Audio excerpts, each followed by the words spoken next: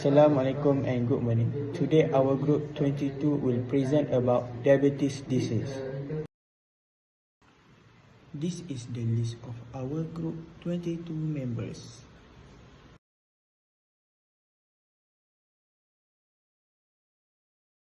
For our group objective, for the first one is, this assignment is to explore and relate both the anatomy and physiological function of specific human body system to given case or disease.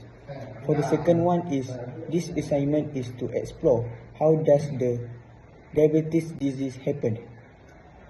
And last but not least, this assignment is about when does this diabetes disease happen and how to prevent that disease. Assalamualaikum and good morning. My name is Adli Shafaruddin bin Shafi'i. My matrix number is HWT10203. I will start the presentation with an introduction about diabetes.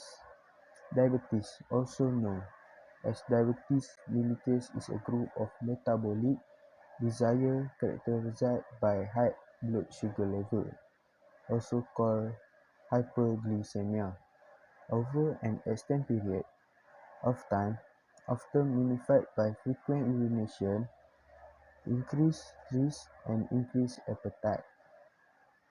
If left untreated, diabetes can lead to numerous health complications.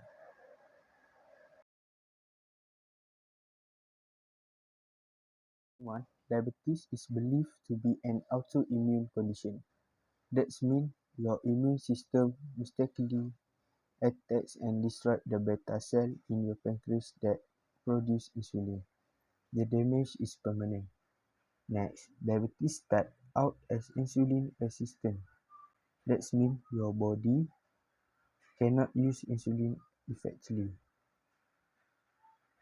which causes your pancreas to produce more insulin until it cannot keep up with demand.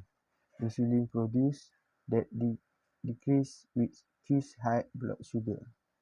The next, when the pancreas no longer produces enough insulin due to loss of beta cell, this form used to be called insulin-dependent diabetes mellitus or juvenile diabetes. The cause of this autoimmune reaction is unknown. Next, diabetes begins with insulin resistance. A condition is which cells no longer respond properly to insulin. As the disease progresses, this form called non-insulin dependent diabetes mellitus or adult onset diabetes. Type 2 diabetes is a more common in older adults, but a significant increase in childhood obesity has led more cases of type 2 diabetes in younger people.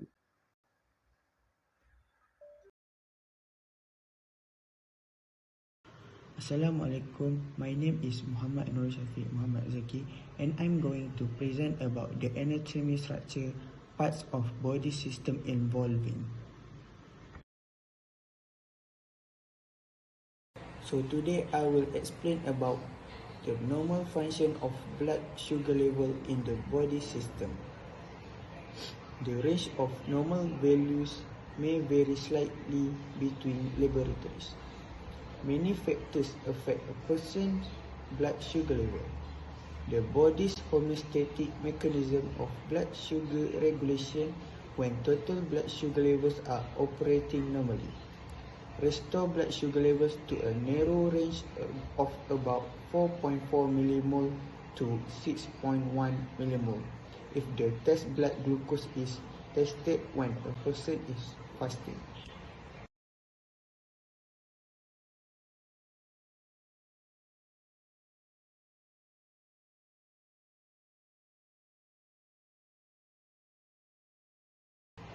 The normal fasting blood glucose level for non-diabetic patients is between 3.9 millimole and 7.1 millimole. The sugar level in person bodies fluctuate throughout the day. Blood sugar level for those who do not have diabetes and who are not fasting should be below than 6.9 millimole. Despite widely varying time intervals between meals or occasional consumption of food with a large carbohydrate load, human blood glucose levels tend to remain within the normal range. Immediately after a meal, blood glucose levels are expected to rise. For non-diabetic, temporarily up to 7.8 millimole or less, but will return to normal level after a few hours of meal.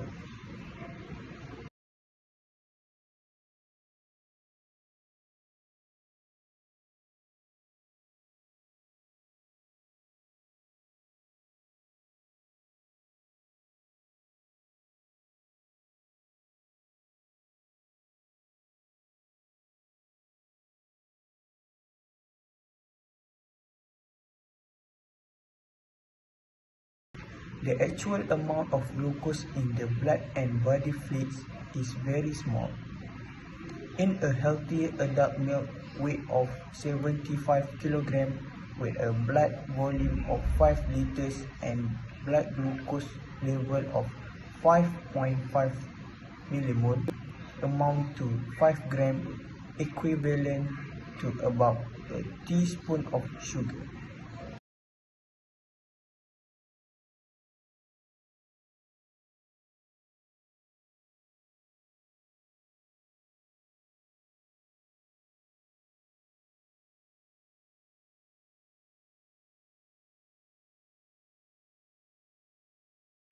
Part of the reason why this amount is so small is that to maintain glucose entry into cells, enzymes modify glucose by adding phosphate or other groups to it.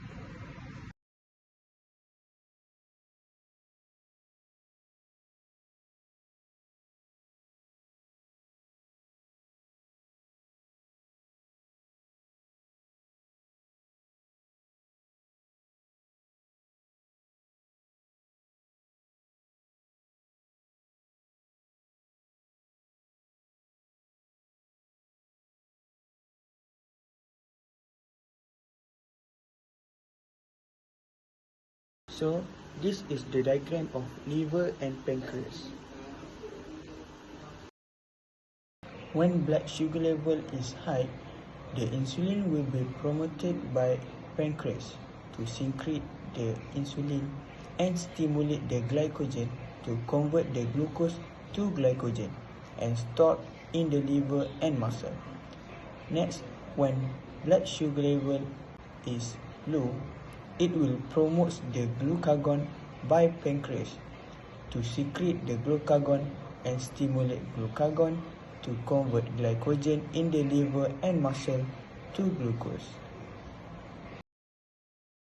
Diabetes have two types. Type 1.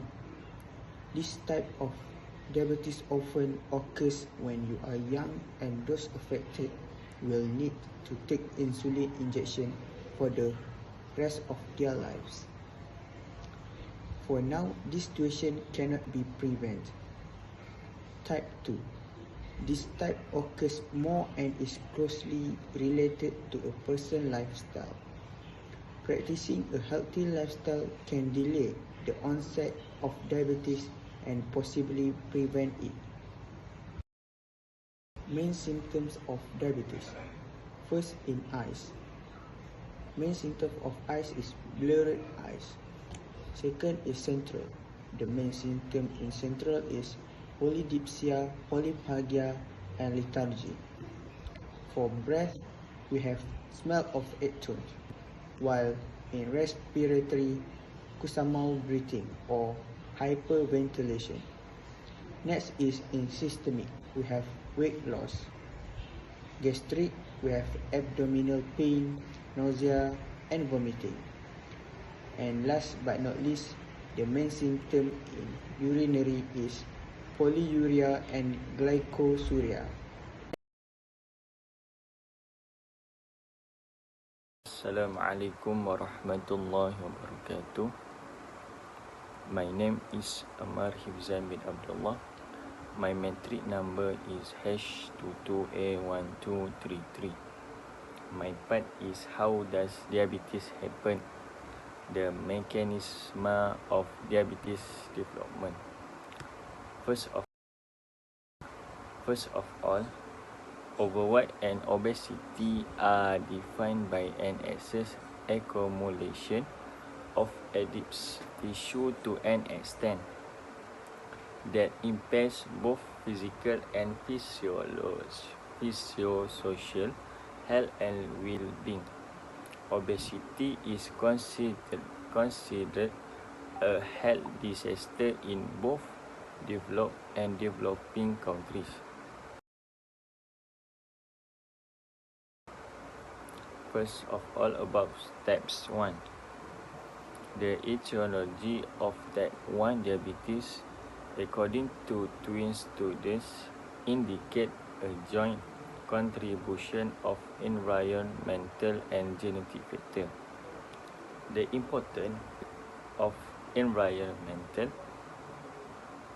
factor in the etiology of diabetes is indicated by a significant risk in type 1 diabetes. Incidence in immigrants from lower to higher incidence regions. The accelerator hypothesis proposed by Wilkin is considered one of the most accepted theories that demonstrates the association between body mass and type 1 diabetes. There is an inverse relationship between body mass and age as diagnosis. Furthermore, as young children gain more weight, diabetes can be diagnosed earlier.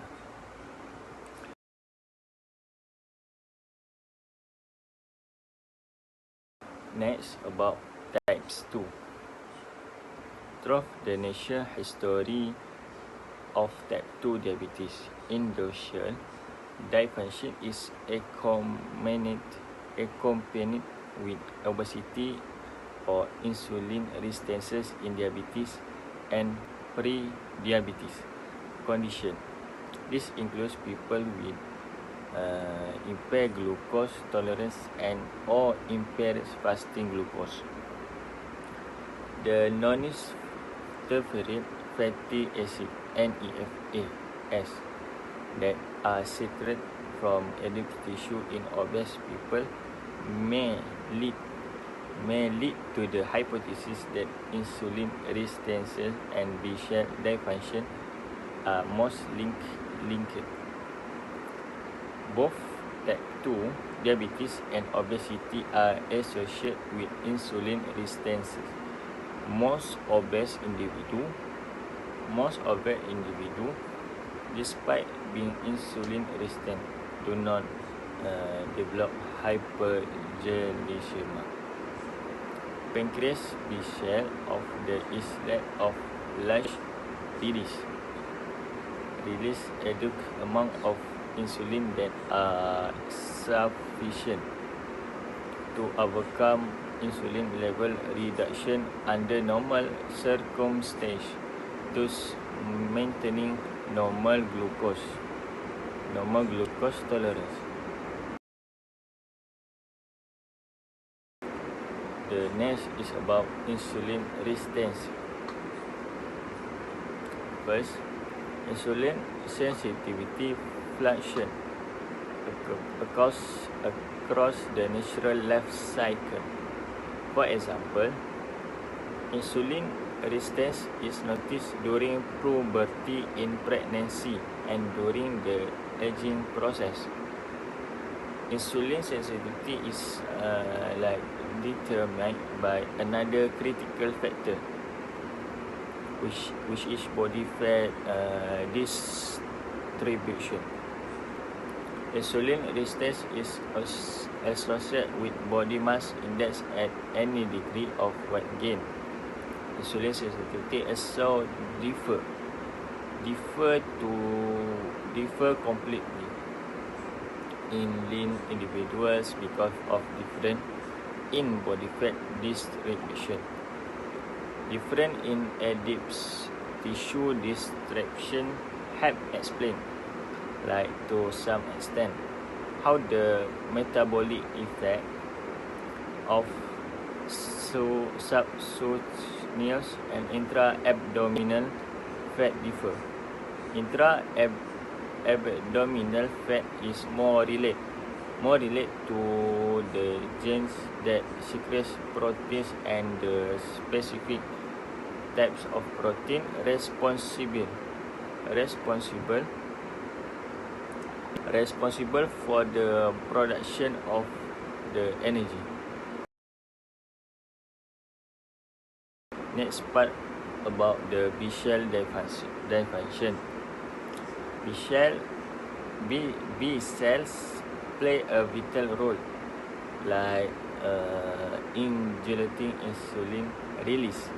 Despite their fragility, the quantity of insulin released by B cells fluctuates and change according to the quantity, nature, and route of administration of the stimulus.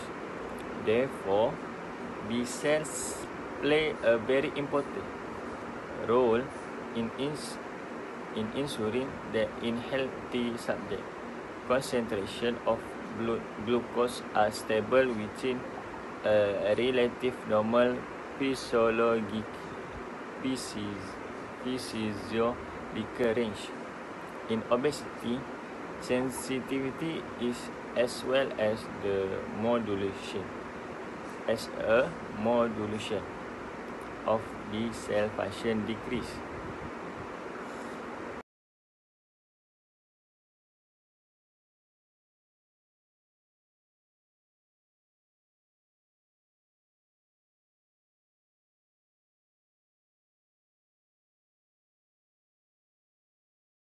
When B cell dysfunction causes inadequate insulin secretion, fasting blood glucose and postprandial blood glucose will elevate. Subsequently, the decreased efficiency of hepatic and muscle glucose uptake will occur, with the absence or incomplete inhibition of liver glucose production. B cells in increased plasma NEFA level, despite the fact the nephros may play a major role in insulin release. The continuous exposure to NEFA is related to significant malfunction in glucose stimulate in insulin secretion pathway and reduce insulin biosynthesis. The occurrence of insulin resistance in vivo and failure of the compensatory mechanism of B cells in humans contributes to increased amounts of NEFA level produced by lipids. That's all for me. Thank you. Assalamualaikum and good morning. My name is Abang Ali Faikal bin Abazana Abidin and my matrix number is HWT10203. Today, I'm going to present on when does the diabetes happen, which is diabetes. There is three types of diabetes. Each of them are different with each others, but they all have one same characteristic, which is the insufficient insulin for the body. Now, I'm going to explain on when the type 1 disease happen.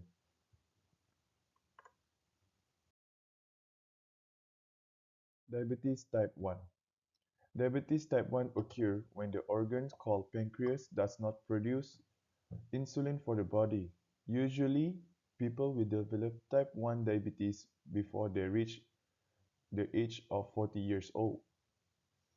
Type 1 diabetes is not a common disease among patients who have this disease. Only around 10% patients who have this disease is classified as type 1 diabetes. This means that type 1 is a very rare occasion for people to have it. Those who have type 1 diabetes need to take insulin injection for the rest of their life because of the insufficient insulin produced by their body. They also need to monitor their blood sugar level by eating accordingly and doing regular blood tests to ensure their blood sugar level meet their sugar targets, which help to reduce unpleasant symptoms such as anxiety, dizziness, and many more. Next,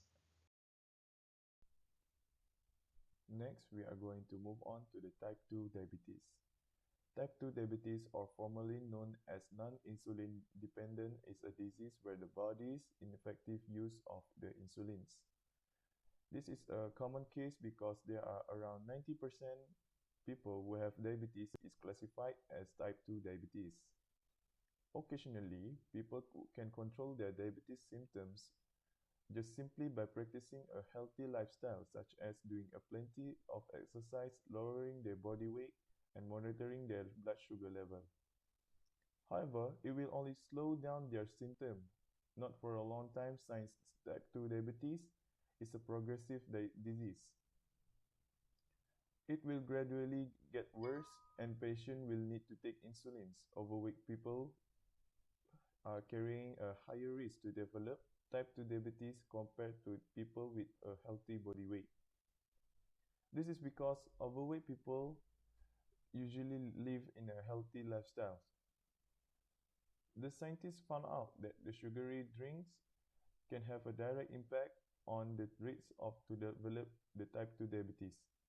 People who came from a family with a background history with type 2 diabetes also carry a higher risk to develop the disease. The chance of developing type 2 diabetes also increase as the age pass. According to the expert, we tend to become less physically active and start to put on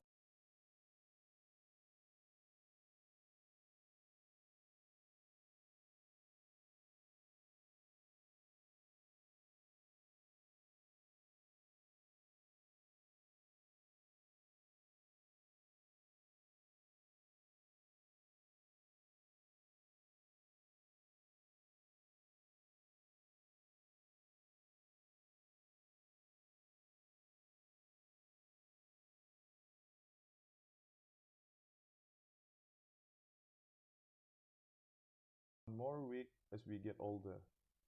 Men with low levels of testosterone also carry a higher risk to develop this type 2 diabetes. Type 2 diabetes symptoms are almost similar with the type 1 diabetes, but often less marked. This is because the disease diagnosed several years later after the disease developed. After complications started to get worse, the type 2 diabetes was only seen among adults until recently it started to develop frequently among the children.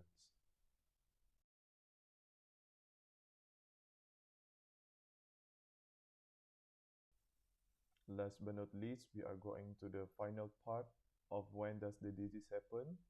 The next type of the diabetes called gestational diabetes.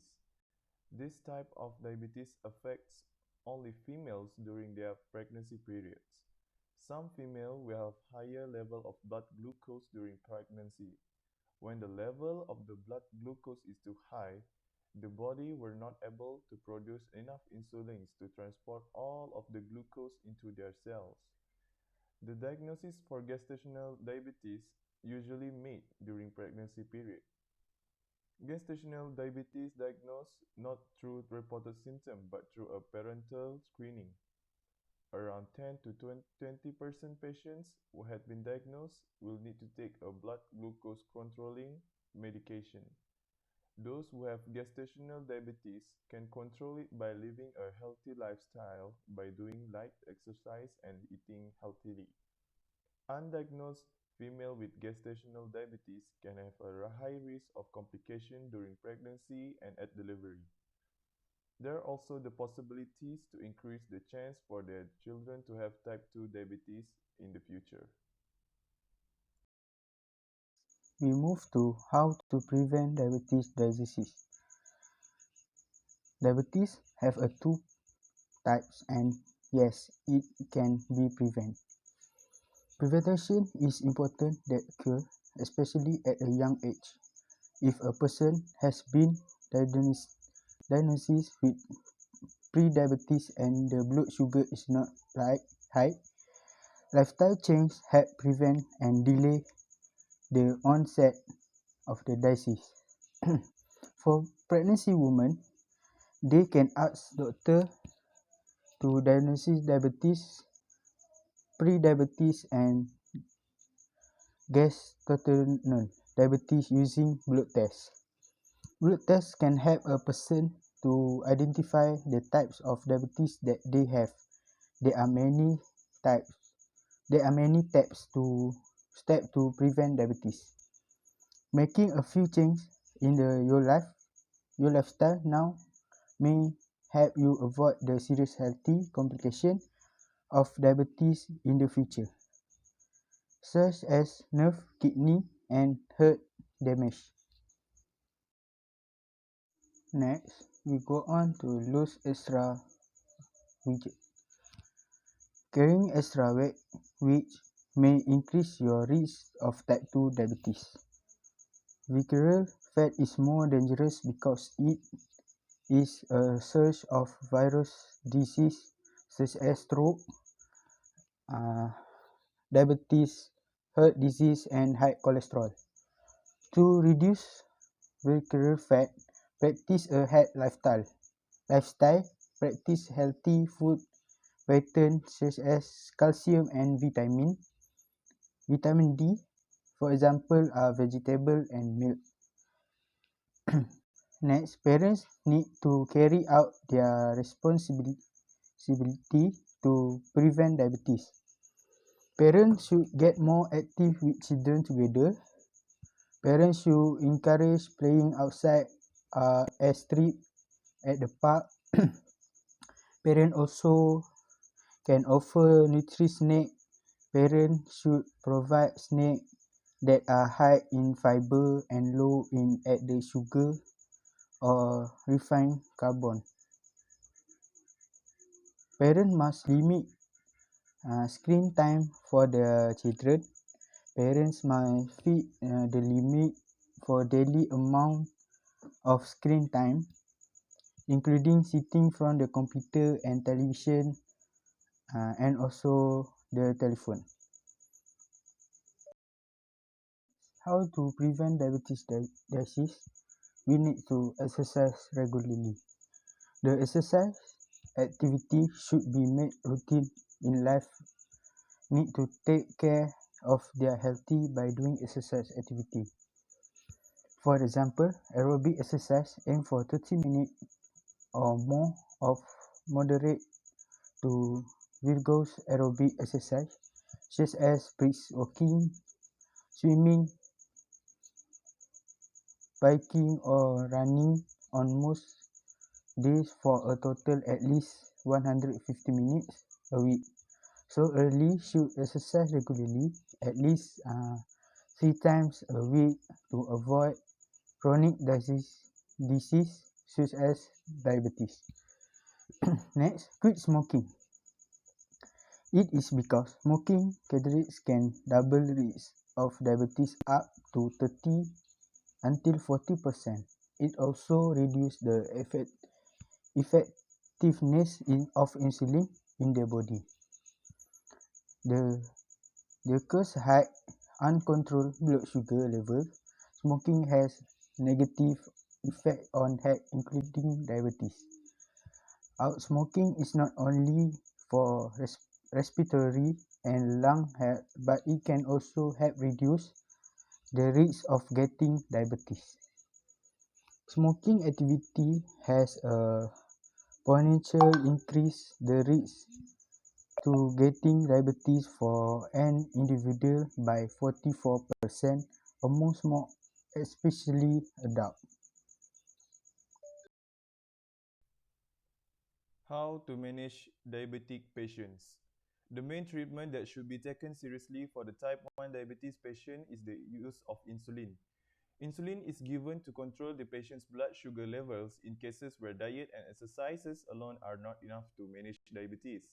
The same goes for the type 2 diabetes, which can be partially prevented by maintaining a normal body weight, exercising regularly, and eating well. Treatment for type 2 diabetes involve exercise and diet changes. If blood sugars levels are not lowered enough, the drug metformin is usually used, but many patients end up needing insulin injections.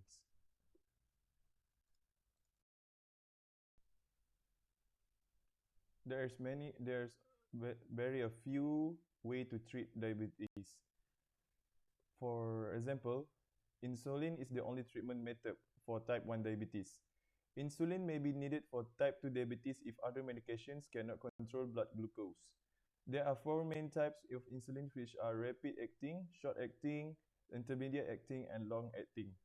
A doctor will usually determine the dose and how often a diabetic should take insulin. There is no standard insulin doses because it depends on factors such as body weight, how often you exercise, and how much insulin the patient body produce. Patient can easily perform this blood sugar test at home by using a portable sugar meter or a continuous glucose meter, which in short form CGM, that will be inserted under the skin. Some diabetes experts recommend testing before meals, 2 hours after meals, before or after exercise, before bed, and when you feel unwell.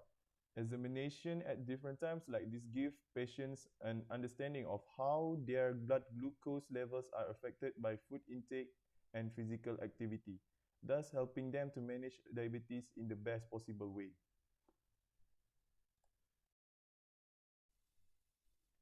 Diabetic patients should always record and discuss their blood self-test result with their doctor. Every 3 months or so, the doctor will ask for an HbA1c test to check how well their diabetes has been controlled in the past 2 to 3 months. In general, patients are advised to maintain fasting blood glucose level between 4 to 6 ml and when wake up to morning and to 6-8 ml 2 hours after their main meals. Patients should also strive to get the HbA1c test reading less than 7% or even better, less than 6.5%. Maintaining a healthy weight is one of the most important aspects of managing diabetes. Being overweight not only make it difficult to manage diabetes, but it also increases the risk of heart disease and stroke. In fact, the risk of having diabetes will also increase for complications such as high blood pressure, including unhealthy cholesterol and blood sugar levels. People with diabetes can eat the same food as those without diabetes with just a few adjustments.